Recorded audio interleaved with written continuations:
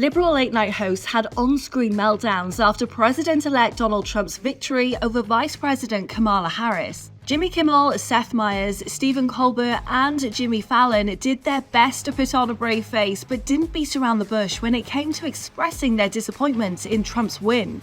ABC host Jimmy Kimmel said he was still processing what happened and called election night the worst Taco Tuesday of his whole life. Let me tell you, that was the worst Taco Tuesday of my whole life.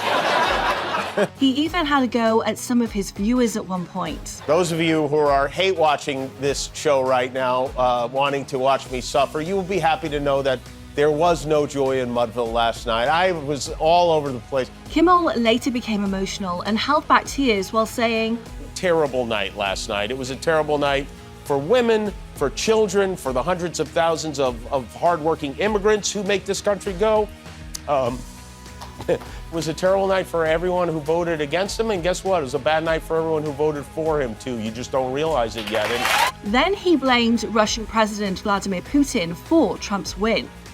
Then came Late Night with Seth Meyers. He used comedy to try and mask his devastation. I don't think Donald Trump's a good person. I'd even go so far as to say he's a bad person. Now, in my defense, I'm only basing that on everything I've ever been taught about what makes someone good or bad.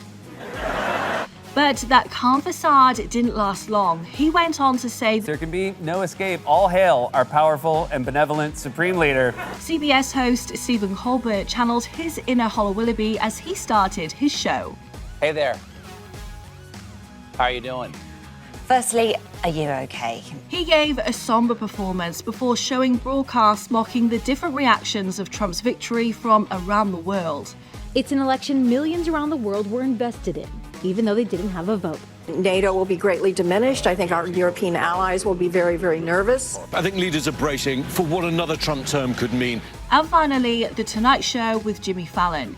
He tried to bury his sadness with one-liners, which didn't appear to go down that well with the audience. He said things like, "It was a tough night for Democrats. Today they turned to Elon Musk like, so tell me more about living on Mars. How close are we?" No matter who you voted for, I think all Americans can agree it's going to be a rough Thanksgiving. Really, right?